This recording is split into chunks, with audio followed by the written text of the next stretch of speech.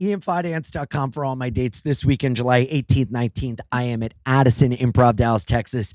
Then the 26th, 27th, Indianapolis Helium. Let's sell it out. And the following weekend, I'm so excited to be in Buffalo, New York, Helium Comedy Club, August 1st to 3rd. And then I'm going to Chicago Zanies, Irvine Improv, Oxnard Levity Live, Fort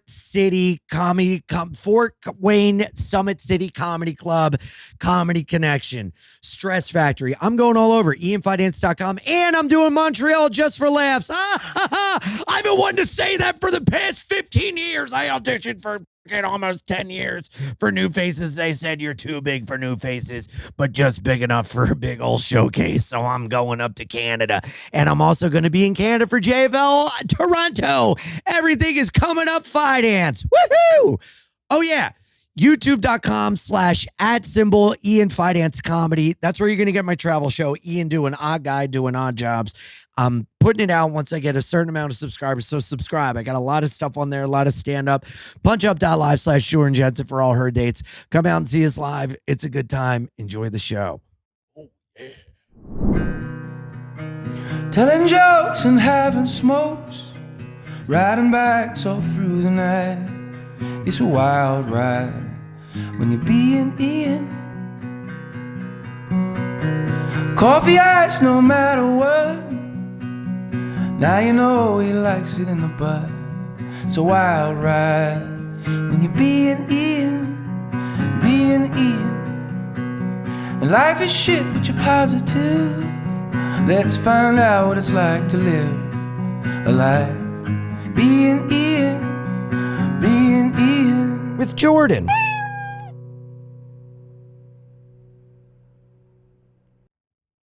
Hey, everybody. Welcome back to another episode of Bein Ian with Jordan. Jordan is on assignment in upstate New York on vacation. I'm holding down the fort, and I couldn't be happier to be here with the man, the myth, the legend, the one and only, the guy who started it all, Harley Flanagan.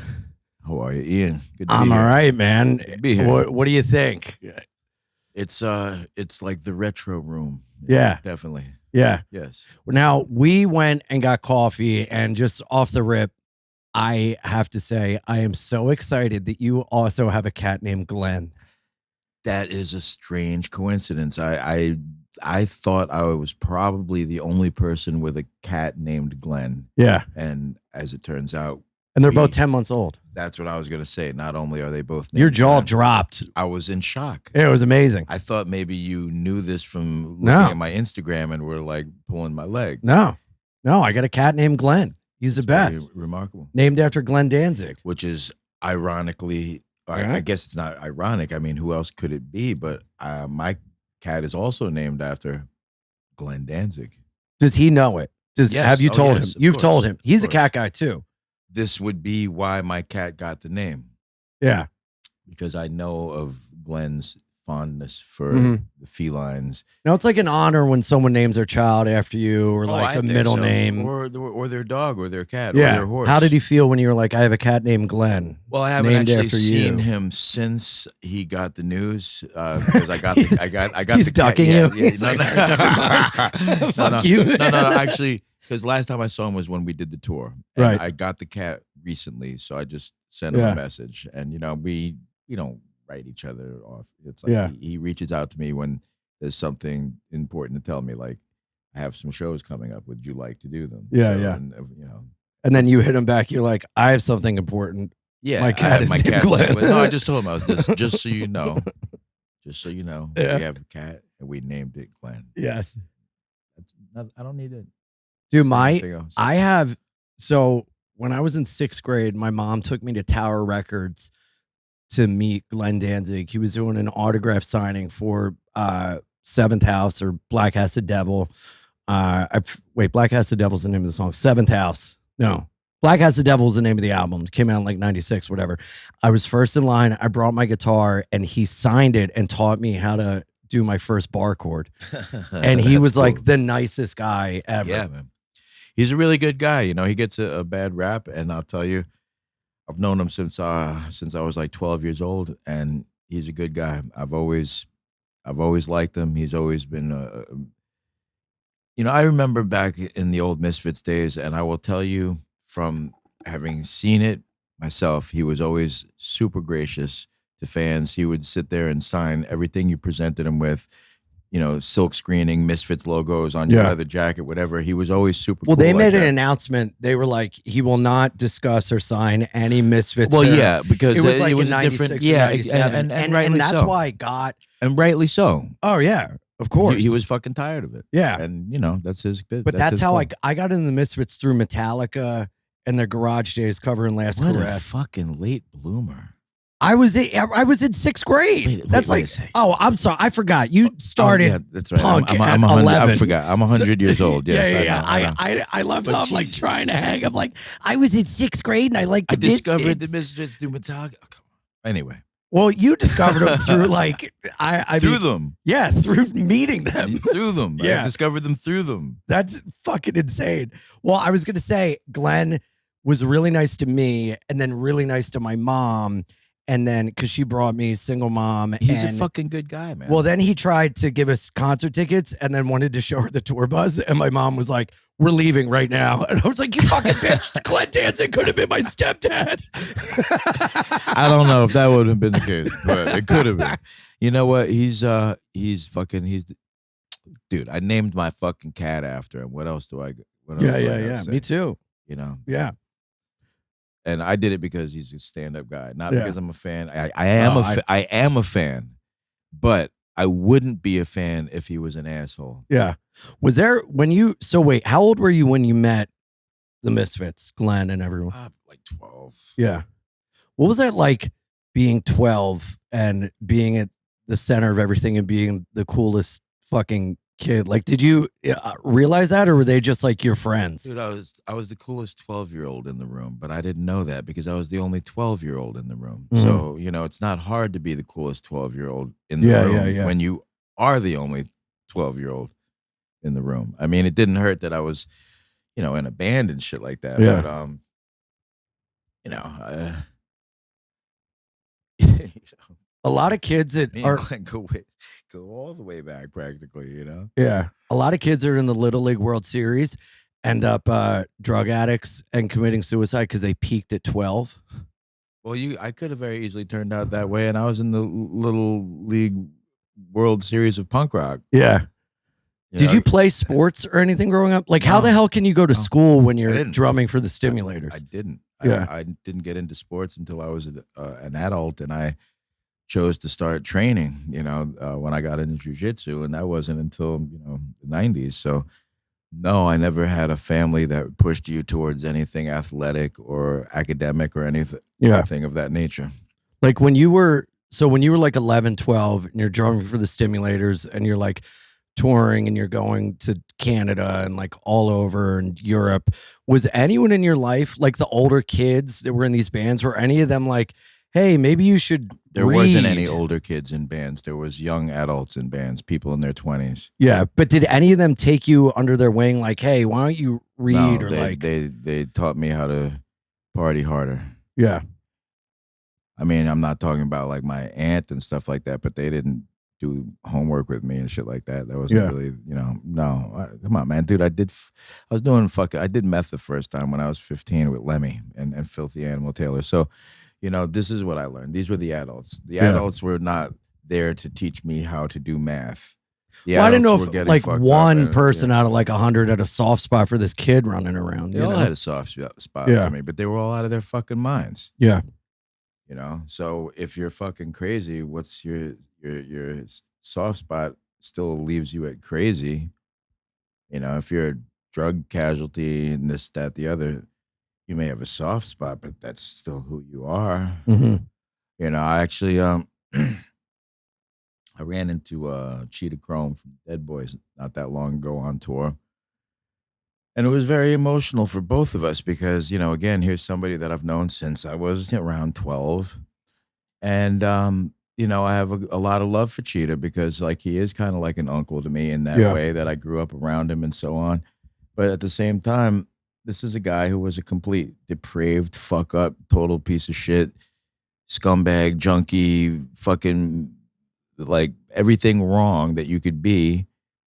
And essentially this was kind of like not just my uncle type figure in a sense, but also the people that raised me to kind of turn out the same by example. So it's like kind of like having, love for a delinquent or abusive family member. Like you love them, but you recognize that, wow, I mean, these people used to do really crazy shit in front of me, and I grew up thinking that was cool. Like just like, for instance, for them, fun was, forget about the drugs, this and that. Just like stupid, silly shit was pissing in the ice machine upstairs at Max's. That everybody's getting their ice cubes from. Yeah. And that was just silly, funny punk rock. It's good old fashioned fun. Yeah. And me at 12, I'm seeing this and I'm going, ha ha ha. So, and it just progresses and progresses from there, like what's funny, what's gross, what's pushing boundaries of just grotesqueness, which all these PC fucking wannabe motherfuckers need to remember. Punk rock was all about being gross, all about being, vulgar, all about just like pushing it to a place that was kind of offensive to people. That's why people think G.G. Allen was cool, even though that was just that dude was just a garbage. Yeah, did you ever run into him? Oh, he was on the Lower East Side. I stayed the fuck far away from that. If I smelled him coming, I wouldn't be on the block. I would have fucking thrown him in front of a bus just for him to be no more. Yeah. Okay, that's just I have nothing good to say about humans like that. Yeah. Stiv Bators at least was I look at him as being the original of that type. Maybe not the original, but one of the originators of disgusting frontmen. But Stiv at least was also part of a great band and wrote great stuff and was a great performer. Yeah. He wasn't just like somebody shitting on himself and sticking hot dogs up his ass. I can't actually give that any respect or credit. Well, there's this video because people who want to watch that are just, I'm sorry, but people who want to watch that are just as much depraved assholes. as No, they're just as much assholes. I'm not even going to go as far as saying depraved. They're just assholes. Mm-hmm. And I'm sorry, I'm not into that whole jackass culture. Yeah, I don't get amused by people fucking making assholes of themselves or like being gross. Yeah. When I was 12, I used to laugh at like the Dead Boys doing stupid shit. And when I was 12, I used to do punk rock shit, spit on walls, lick it off, gross, whatever. But come on, man. Trying to create a night that special someone will never trying to create a night that special someone will never forget will make your night like the 9/11 of sex with BlueChew. That's right. Sir, a second boner has hit the vagina. BlueChew hooks men up with chewable tablets that'll combat any ED problems you're dealing with. Let's not say ED problems, okay? Let's own it and just say you want to make yourself the best version of yourself, then why don't you use BlueChew? It's great. It's fantastic. Gives you that extra oomph. And if you have a ring cam like me, you'll see yourself after post-coitus walking in your kitchen still with a boner, and you'll see yourself naked go, do you want to get cigarettes? And then you'll send it to the girl and she'll go, wow, you're still hard. I love that. And you go, well, just because I like you so much. Getting started is easy. Head to BlueChew.com, talk to one of their licensed medical providers, and if you're pure approved, product shipped straight to you. We've got a special deal for our listeners. As always, get your first month of BlueChew free. Just use promo code SKA at checkout and pay $5 for shipping. That's it. Join BlueChew's mission to upgrade humanity one crust at a time. Head to BlueChew.com for details and safety info. Oh, say hello to your new summer uniform. Whether you're poolside, lakeside, or oceanside, Chubby's Line Swim Collection has got you covered. Made from quick dry stretch fabric, you'll be set for all-day comfort. No more tugging at the damp, soggy bathing suit. They're really wonderful. They dry quick, too, which is really nice because when you're in and out of the pool and you're getting in a car, you don't want to have a wet butt.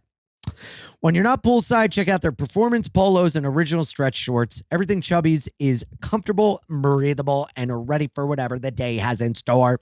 Whether you're suiting up for cannonballs, cookouts, or casual Fridays, Chubby's has you covered. For a limited time, Chubby's is giving B and Ian with Jordan fans 20% off your, that's a good deal. 20% off your order with code Ian at chubbyshorts.com/IAN. That's code IAN at chubbyshorts.com/IAN. Support the show and let them know we sent you. Summer's here. Dress like it in Chubby's. chubbyshorts.com/Ian. I can't really peg you as someone that would take a prank too well. No. No. Like, even if someone put a buzzer on their hair and was like, nice to meet you, I could imagine you just... I remember this friend of mine who's ex-con, big motherfucker, was sat down at a bar next to me, pulled the chair out from under me, and I fucking sat on the floor. And I got up, he's standing there laughing at me, and That's a dickhead move. Well, I smacked his fucking face hard. Yeah. And we almost got into it because he's like an ex-con. Like, he froze, I froze, we both looking at each other, and this fucking asshole next to us started talking shit to me, and we both punched him.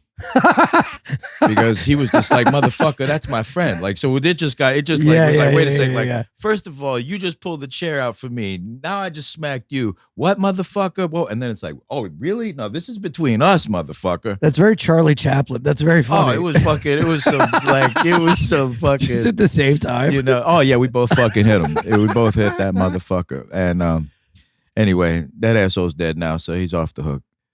But anyway, yeah. Well, there's this funny video. Well, I think it's funny because Gigi's whole thing was like, I'm going to kill myself on stage. And so whatever. He was talking about it. And some girl in the crowd goes, all right, so do it. Like, kill yourself. Yeah. And he walked off stage. He was like, fuck you. Like, just a child, you know? The whole shit is childish. Even talking about him is fucking childish. Let's move on. I'll do anything you say. I am so scared right now. Fuck that guy. I got no time for it. I got no time for him. What was it like having to relive everything in the documentary Wired for Chaos? The film, yes. The film. It was, well, the first couple times that I got to see it, it was already a done film. So I actually didn't really get to see anything until my first... I saw it when it was like a rough cut. It was almost done. They basically, it's the same film. They just switched out a few photos and stuff. But I saw the complete film, and it was pretty intense, man. I will be straight with you. I did, shed a couple of tears watching it the first 3 or 4 times that I watched it, because it's got a lot of real traumatic shit in it that I wasn't really expecting to have in a film or to, I mean, let's just call it, like, I talked about shit in this film that most people will never talk about, even with their therapists or their closest friends, if they'd been through it, just because, I went really in. And so yeah, it was interesting, but it also somewhat cathartic. Yeah. Yeah. I mean, why now?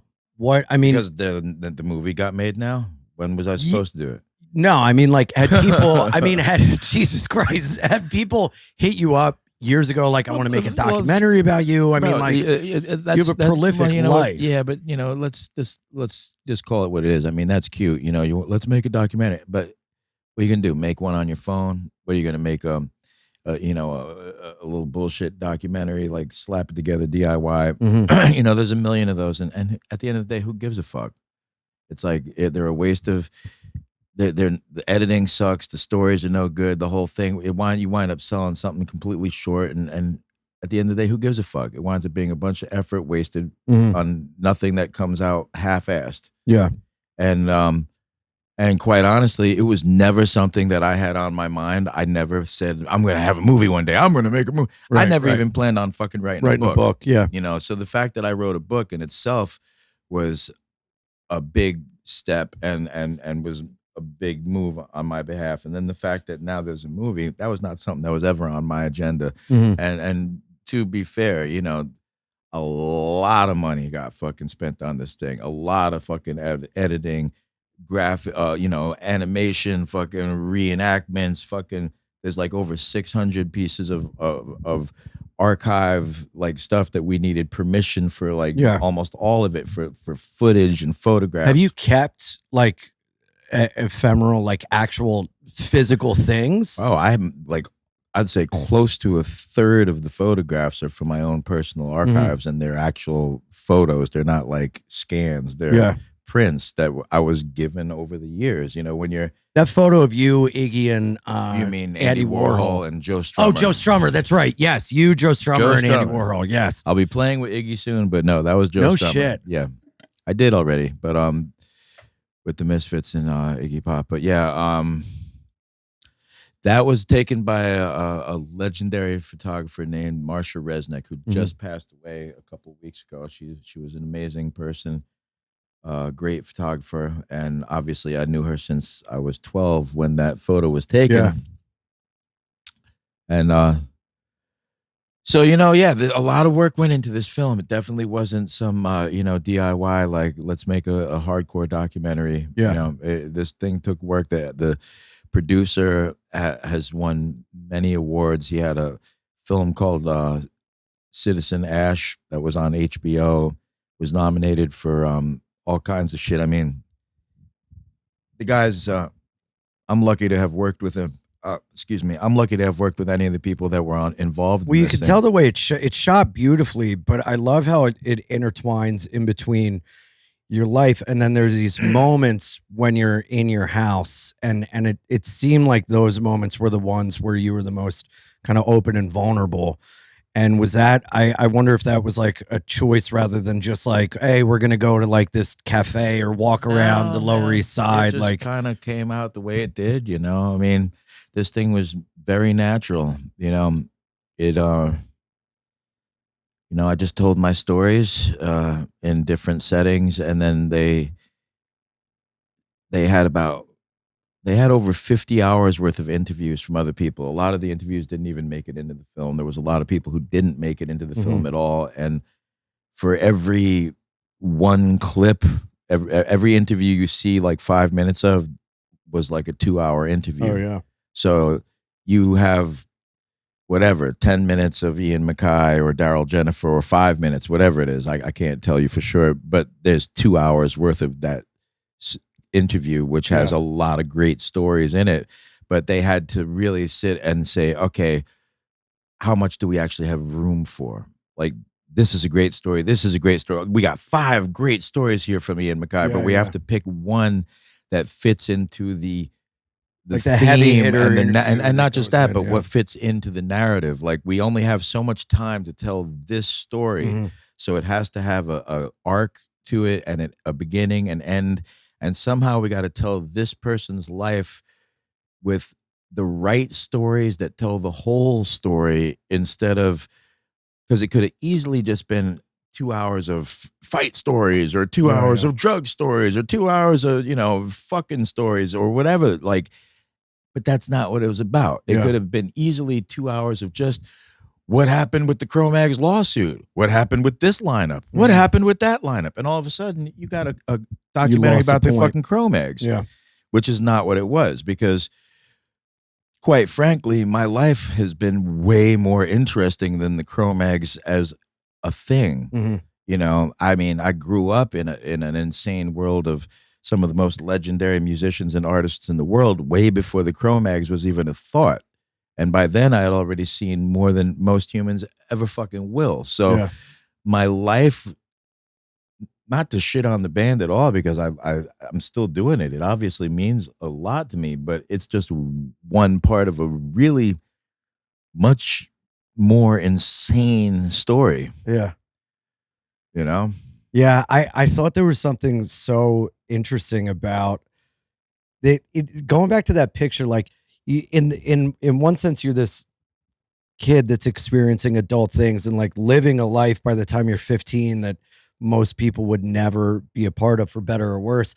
But there are these little slivers of like such beautiful innocence, like that picture where you just pop up and your tongue is out in this iconic photo of Andy Warhol and Joe Strummer. And then that story with Daryl when he would go to your grandparents' house and you were like putting the army men together, and then he like throws the bomb, and that's such like a little brother. Like, yeah. I thought that was like really great that you include that those were included, because the juxtaposition of the two like worlds I thought was like super interesting. I mean, yeah, I'm really glad that made it in, because I really love Daryl, and it really just goes to show the type of big brother that he kind of, was to me. Yeah, I'm proud of the cast that they assembled. There's some really significant people, some really heavy hitters, and I think they were very insightful. It's interesting to step outside of the picture and hear what other people have to say about something that they observed from a distance, because obviously I knew I was out of my mind and I knew I was going through this, that, and the other, but to hear what other people had to say about it who were witnesses to it was kind of interesting.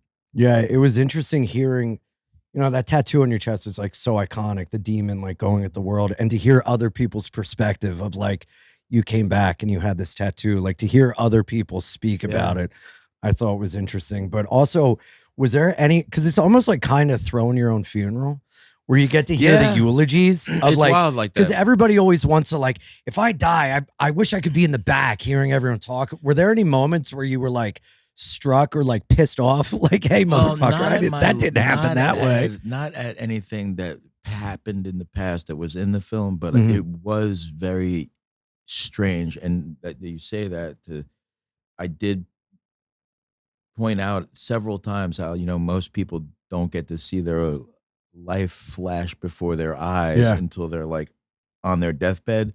And here I am kind of seeing my whole life play out in front of my face every night on the big screen in front of an audience, and then having a fucking Q&A. Yeah. Which was, must be a mind fuck, dude. Well, it was just fucking, the first time I walk in from the back of the theater and I see my childhood taking place. Well, actually, check this fucking shit out. You want to hear a wacky fucking story? Yeah, so the first night that the motherfucker plays, not at the film documentaries where it premiered at Doc NYC and at Slam Dance, but the first night that it actually went into IFC? At the Roxy in New York. Oh, okay. Downtown below Canal Street. And it was, now mind you, I had just gotten back from Frankfurt where I played the night before. I had landed at fucking LaGuardia, I think, that afternoon. And then I had to go to the fucking film. So I was already punchy. Yeah. And I had to fucking watch my life unfurl in front of me on Father's Day. Jesus Christ. With my eldest son there. Yeah. And then while I'm sitting there fucking jet lagged and fucking bugging out on the fact that, wow, I'm watching my life on Father's Day, I'm watching my whole life story with my oldest son. And then my wife reminds me, today's the 10-year anniversary of your mom passing. And I'm like, I'm sitting here on the 10-year anniversary of my mom leaving this planet, watching my life story on Father's Day with my son. What in the fuck is the universe? And you're jet lagged. Well, it was just like, you're like, these people better fucking like this, or else I'm gonna lose my mind. These motherfuckers. But actually, that's the last thing I ever give a fuck about. I already. This film is,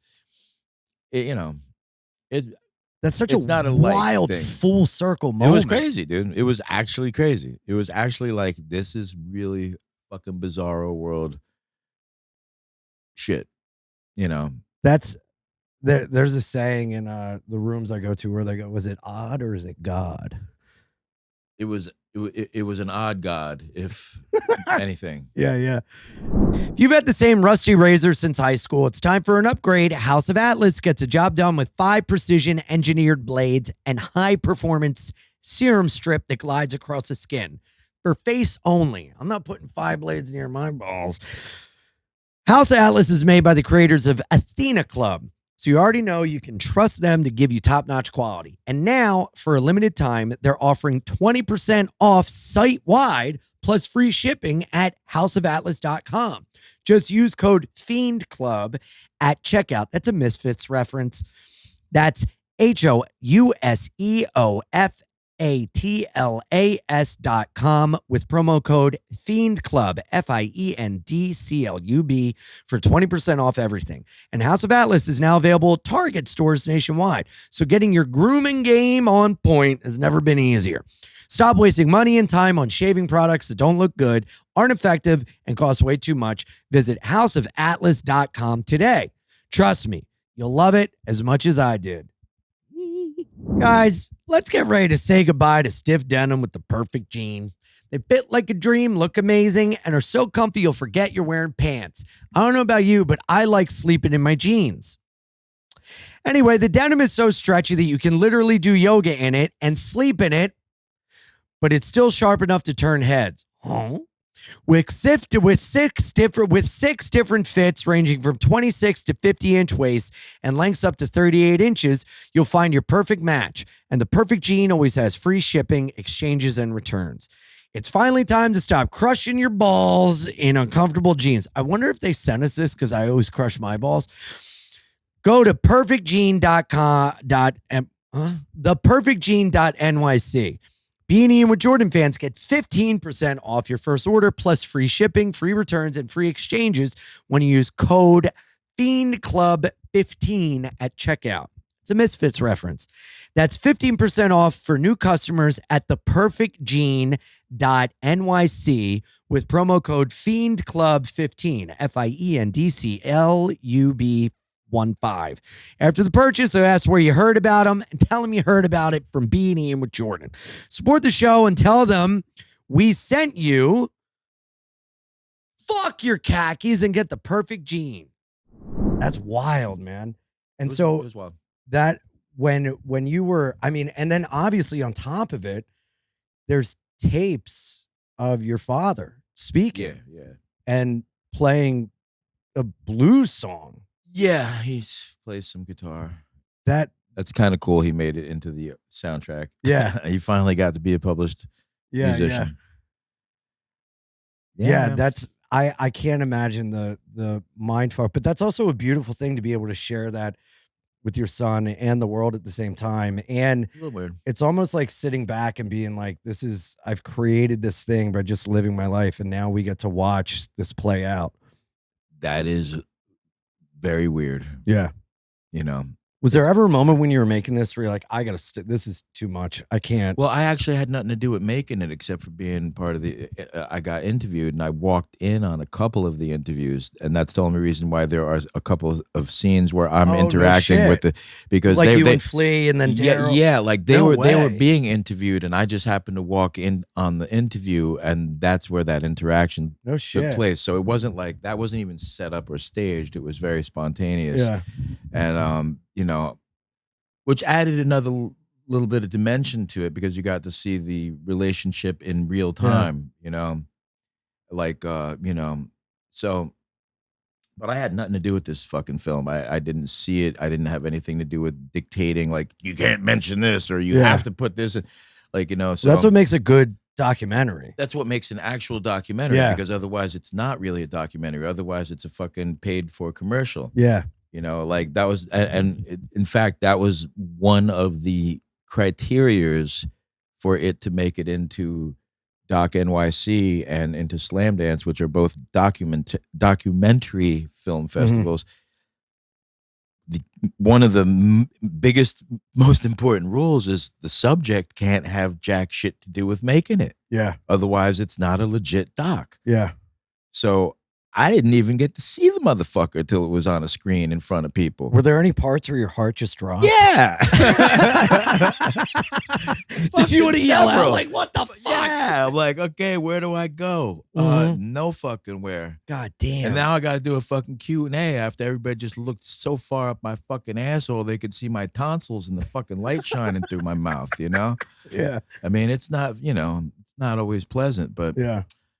But whatever, man. I ain't afraid and I ain't ashamed and I don't give a fuck. So show me the money. Fuck everybody. You know? Paul Rubens, Pee Wee Herman, A documentary just came Yeah, out with I him. saw it, yeah. You saw it. Mhm. So the whole crux of that was that he was so involved that it almost made it impossible to be made. Yeah, well, that's him. Yeah. But I don't no, ha- I don't I'm have that saying, like, problem. I give you all the credit in the world to not be looking over the shoulder, like, and just allowing it to happen.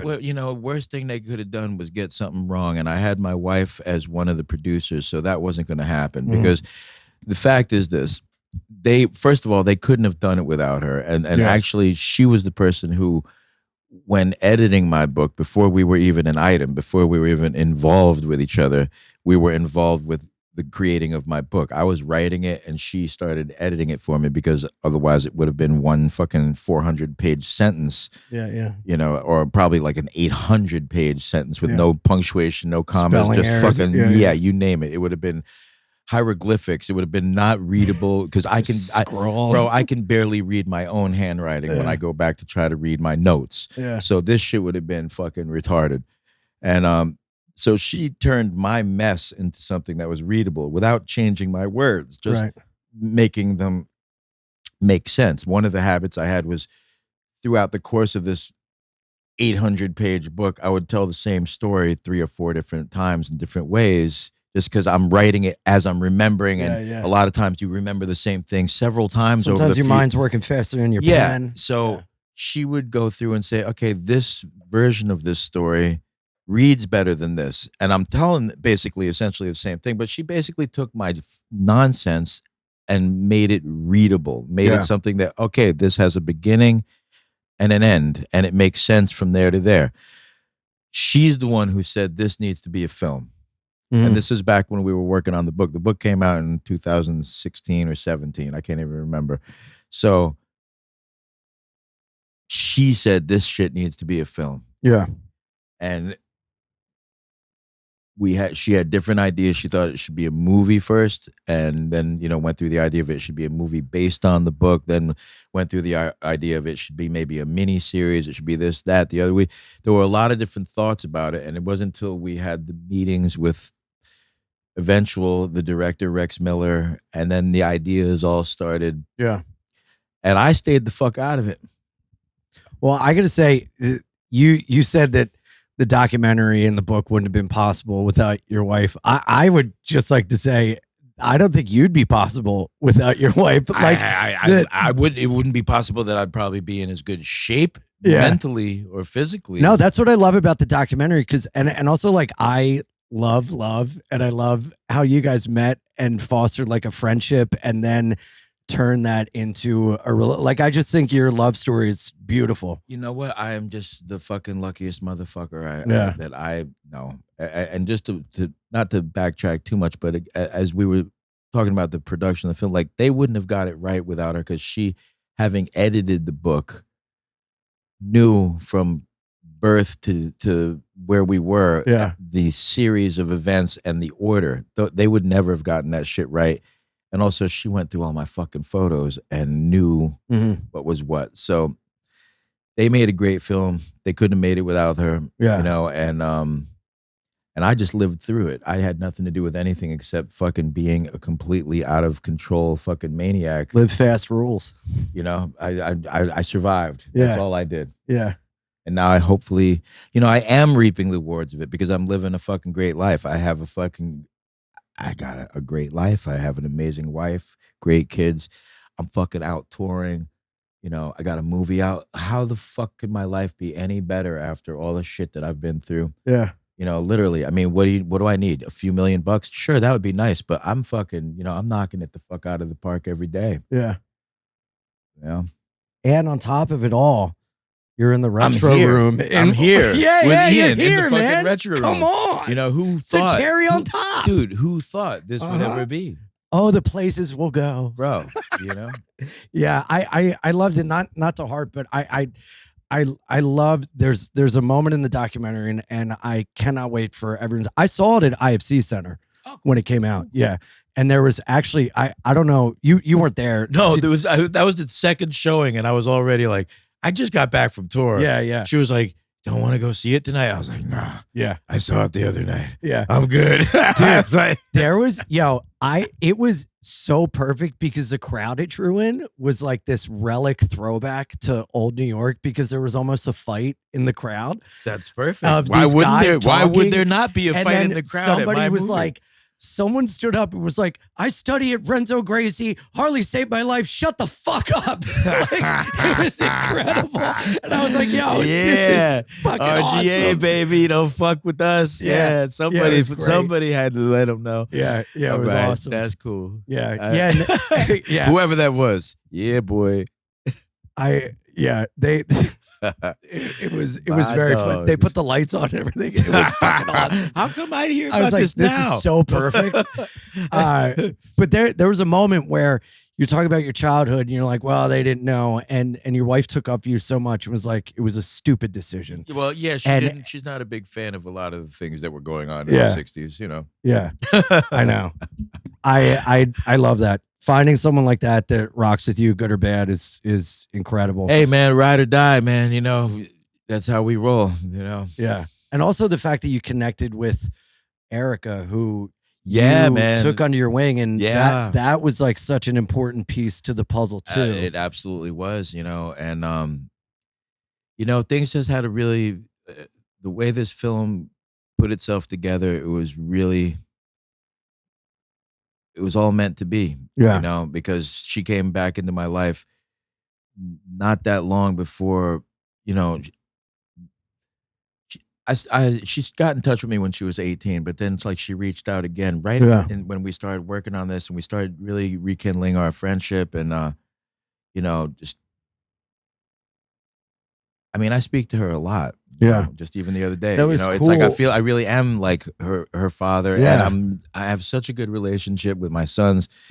After everything that I've been through with them, the ups and the downs, to connect in the way that I do with them now, again, man, I'm knocking it the fuck out of the park. Like, you know, like I remember one time after, you know, me and my son got into it in a good way, you know, and I just remember thinking, you know, a lot of people don't get past the shit that they have with their fathers or their parents until their parents are like on their deathbed, if even then.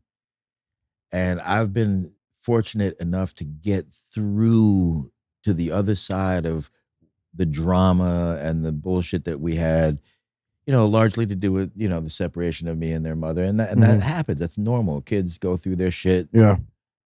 But we got through it. And now I'm like, wow, we got your whole lives ahead of you and we're already good. Yeah. That's like, for a dad, that's like, you know, I don't have to wait until I'm like 75 or 85 or 95 to say, I'm sorry, son. Yeah. You know, finally it's say, I love you. Dad, Yeah, I'm sorry, Dad. I love Yeah. you too. Yo, we fucking got that shit out of the way. And these guys are fucking just young men. They're just starting their life. So I'm like, yo. That was cool to see them at the merch table. Shout out First Unitarian Church. Shout out Joe Hardcore. Yeah, Joe Hardcore. That was great. Bringing them on the road to sell merch. Yeah. But also I loved it because, you know, I mean, look, like you, and I want to ask about this in a second. But you know, half the movie is violence, anger, Harley. And then there's this turn where it shows you taking care of Erica when you don't have to. And I thought that was like so beautiful. And that like was such a nice thing to see. You know what, man? Real is real. And that can take all kinds of different shapes, you know, and just because you are hard doesn't mean that you can't have a soft spot, you know. Which is why I loved seeing that. Some of the toughest people that I know are also some of the like most caring people. Yeah. So, you know, you can't always go on that, you know, and you know, somebody pointed out to me who came to one of the films that even when I was like 15 or 16 and I was looking out for them because they were younger than me. So like even at that age and even as a kid, I did have a sense of, you know, look out for those who are like unable to or who aren't able, you know, whether they're not physically strong enough or, you know, intellectually smart enough to realize this is a sketchy situation that they're in or whatever. I always had that kind of more of a big brother thing than say that fucking, you know, there was a lot of people on the scene who were like straight fucking predators. Mhm. You know, like people who had no business, first of all, hanging out with people as young as they were. Yeah. Never mind like plastering them with fucking alcohol and whatever Mhm. drugs that they felt like doing. It's like, wait a sec, you're like 30 or whatever the fuck, and you're like giving drugs to like 15-year-olds, Yeah. 14-year-olds. Like I talked about this when we did the film showing in San Francisco, because it was showing down the block from a house where I used to hang out with all these people, and like this dude be sitting there shooting me and all these like 14, fucking 15-year-old kids up, and he was a grown ass man, him and his girlfriend. Yeah. So it's like you got like 4 or 5 like young kids, and you're getting them all high on meth. Yeah. You know, so there's a lot of scumbag people out in the world, and I already had been exposed to a lot of scumbag people at a very early age, and even though I became very aggressive and so on and so forth, I don't feel like I became a scumbag person. I just became a very angry person who really didn't know how to navigate all of that shit and process it too well. And also the violence actually, not to bullshit around, it got me through because it protected my ass. If I wasn't so fucking goddamn crazy, I would have probably got eaten alive living the way I was. So you mentioned earlier being like we were talking about addictions, everything, and like, everyone has something, and like how do you deal he's with strung out on cigarettes still. Believe yeah, that shit? Still. Yeah. He can kick all that other shit, but he can't kick that. Yeah, then this motherfucker goes, my doctor says cigarettes are bad, but marijuana's good. Yeah, I'm well, like, they didn't say marijuana's good, but it's less bad my for doctor, your lungs. My doctor told me, he goes, I'd switch to American spirits. They're more organic. So that's what my friend who's on a fucking oxygen thing from his COPD used to say. Now he's like sucking air. Yeah. So I'm just gonna leave that that's there. why I'm not gonna switch to American spirits. I'm gonna stay Marlboro until I die. This is my kind of asshole right here. If you're gonna be an asshole, go all the way, man. That's what I'm saying. You know what? Yeah. Yeah. So like, I don't know, man. I know Hare Krishna was such a big part of you guys. Are you still? I'll kill that elephant in the room right now. Actually, I don't follow any religions. That was a very helpful tool in the process of me trying to reach some kind of place of enlightenment. But in that path, I eventually wound up rejecting not just that religion, but pretty much all religions. Doesn't mean I have any less love or for any of the knowledge that I learned, but I'll just put it. I'll get right to the chase. Religion comes from a culture that has a caste system, and that just doesn't work for me. I don't believe in caste systems, and I believe that most religions, if not all, are completely tainted by politics and self-serving different things and sexism and homophobia and all kinds of shit that means nothing to me. So unfortunately, you got some positive things that you can get from religion, but there's a lot of bad things that go along with religions as well. And therefore I don't pitch religion at anybody. I don't fucking practice any religion. I'm on my own path of enlightenment, and I'm happy to say that I did learn some really positive things through Krishna consciousness, but I am not a Hare Krishna. Yeah. I'm not a Christian. I'm not anything of the sort. Muslim, Hindu, Buddhist, nothing. When you were Harley Hare Krishna, Flanagan. were any of them like, come to the airport with us? No, You were actually, like, "Get the they fuck away told me, from me. no, I'm actually, not going to they LaGuardia actually right said, now." you actually are doing a greater service by spreading this wisdom through your music than you could ever do by standing on a street corner. Right. In fact, one of the devotees, when I tried to move into the temple because I was so disillusioned with material life and even rock stardom and just all the ego that I was starting to witness in the music industry. Everybody was trying so hard to be important, and to me it just seemed like such a crock of shit, all of it. And they were like, look, this is your calling. That's like a great carpenter refusing to build a house because he's decided to renounce building. And it's like, why are you wasting this talent that you were given when you can do these amazing things? And build somebody something that they can live in and all these, you know, and I'm like, you know what? They convinced me that this is your calling. You are a musician. You're supposed to be playing music. If you don't take up your sword and fight this battle, you're actually dishonoring. Were you at a point where you were like, I'm throwing it all away? Yeah, fuck yeah. What were you gonna do? Who the fuck hasn't been at that point? Yeah. I was gonna fucking meditate on God and try to fucking find my way back to spiritual life, you know? Yeah. Other times I was gonna fucking just do tons of drugs and overdose, you know? Yeah. Who the fuck hasn't wanted to give up? I'm just not a give up type of guy. So I always managed to, after my mental breakdown, I fucking suck it up and I get the fuck my shit back together and I get up and I keep swinging. Yeah. You know, I go down 7 times, I get the fuck back up 8. Sometimes I need a little moment to just fucking recover, you know, and, you know, Krishna consciousness gave me a lot of very important tools, just like seeing a therapist, which I started doing at the beginning of the filming of this film. Shit. Gave me some tools to help me deal with certain things, you know. Did you go to therapy because you're like, this is going to be so heavy? I went to therapy for that exact reason. And it was actually recommended to me by, first of all, Jocko Willink was the person who told me that he believed that I had PTSD and that I should seriously try to work on getting some kind of help or something. He was the one who convinced me that I had PTSD. And when fucking Jocko Willink tells you have PTSD, if you don't listen, you're a fucking idiot because he's a fucking Navy SEAL. Yeah. And if he tells you you have PTSD, you probably should fucking give it a thought. Even if you don't, he's right.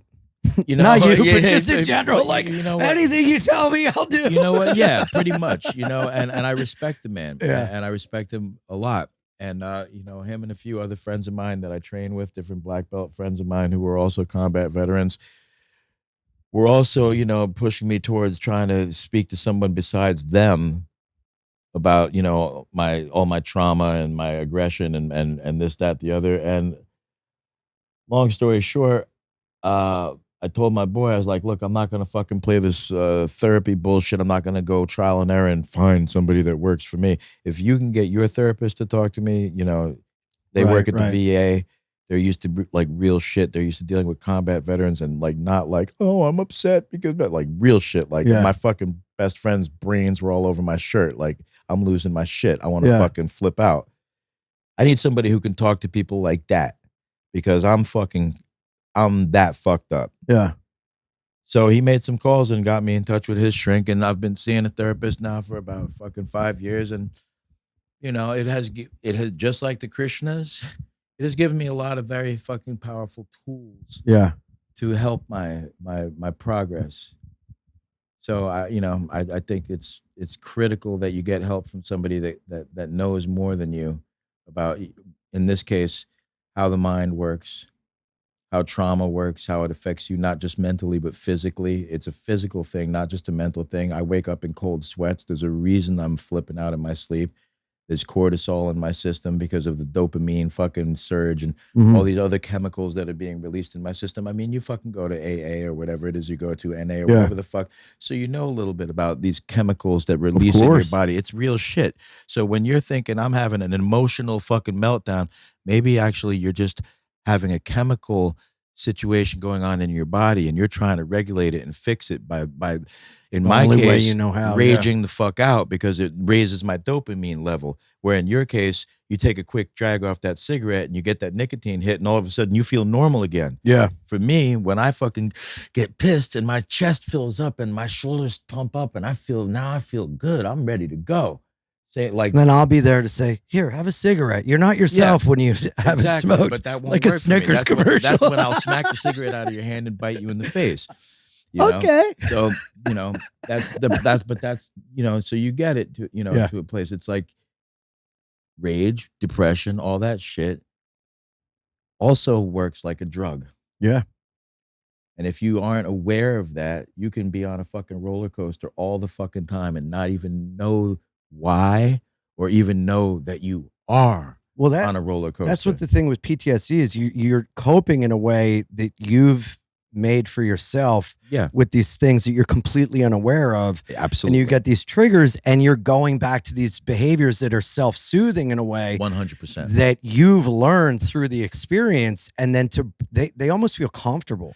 100%. It almost feels like a warm blanket when you get into these situations. People who are depressed so much that it's almost like it's a form of sense gratification for them. Like they don't feel right unless they're pissing and moaning. Yeah. And getting an audience of people to piss and moan with them about the destitute of their pissy moany situation.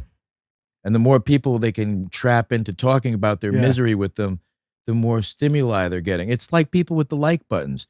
I have a former band member who can't shut the fuck up online. No matter what he says, he's just got to get that. Did you know he was on the cover of the Omega Sessions? I know nothing. Because he won't shut up about it. I know nothing except for some people get strung out on something as simple as a like button. What's a dopamine rush? It's like, and then they'll do anything to get that dopamine. Exactly. Whether it's true or not. And to the point where you're arguing with bots. Yeah. Because you just need to see that there's a climb in the numbers.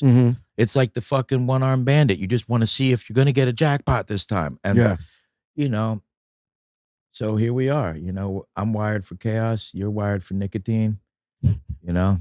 And with our powers combined, we can fucking really destroy some shit. Public. Yeah, we will fucking smoke and you, fight. I'm smoking on an airplane. Wait, he's smoking. I'm kicking your ass. Yes, let's go. Yeah, I mean, like, if you were a pothead, we could get along because we could sit there and chain smoke weed. Bro, if I was a pothead still, I would be like, why do you know that I was mean in the 3rd grade? Like, I would not be fun to be with. My answer would be, because everybody's mean in the 3rd grade, except for the person who's being punished by the person being mean. I needed to hear that. Ethan, go get us some pot. There's no need. Oh, no, get out of here. You're the devil, Harley. Get out of here. Anyway. All right, Ian. Next, and how many more goddamn questions we got on your couch before I go eat dinner? I mean, what the fuck? I thought we were just hanging out. Jesus Christ. All right, here's a question. Shoot. This little kid, Ethan, you make it sound like there's a little kid in the room. The boy I keep in my basement.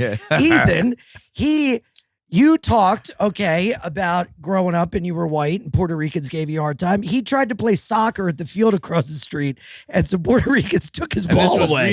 Recently. See, those give Puerto him Ricans, advice. Well, let me tell you something. They're just trying to make a man out of you. It took me a long time to realize they weren't being mean. They were just trying to toughen me up. So I got you should nothing. Thank them. I got nothing but love for the Puerto Ricans that were mean to me when I was a kid because Ethan, they toughened me up. We're going to Walgreens. You're getting thank you cards. Yes, you're gonna. Neighbors. they were just trying to show you some tough love, man. Don't take it so personal. I haven't touched a soccer ball since, so it's I probably know. for the best. We got to bring him back to his football. brother, you gotta lighten up, man. Lighten up, Cabron. Shit, come on now. You know? Well, look, man, I don't want to see what you're like when you're hungry. Let's get you some food. I'm gonna have a cigarette. I can't thank you enough. Really, that's why you're cutting this. He's having a fucking nicotine fit. He's blaming it on my fucking appetite. This motherfucker. No, let's get you all fed. this talking about let's fucking go. cigarettes. He can't take it. He's got to go fucking smoke one. Dude. All right, motherfucker. Get some fucking nicotine gum and just call it a fucking wrap. It's not the same. I know. My it's like God. eating edibles. Dude, who knew I was going to stop smoking because Harley threatened to bite my face? That is all I needed, man. Bro, if that doesn't get you to stop, nothing will. I have bitten faces. It's been documented. Dude, I have always thought my nose was too big, so please do me the favor. I usually go for cheeks because it's like, More I don't meaty. want snot. Yeah. And I don't like boogers. I don't want to. This is more apple-like, and it gives you something to Ethan, I do have remember for the park. I do have a friend who bit this guy's nose off in San Francisco back in the day, and because there's those glands over here, they couldn't get it to stop fucking bleeding. It was a real problem. Jesus Christ. Yeah. Anyway. Have you ever seen Dirty Work? When Chris Farley, there's a Saigon hooker that bit his nose off. That's like the running joke of the movie.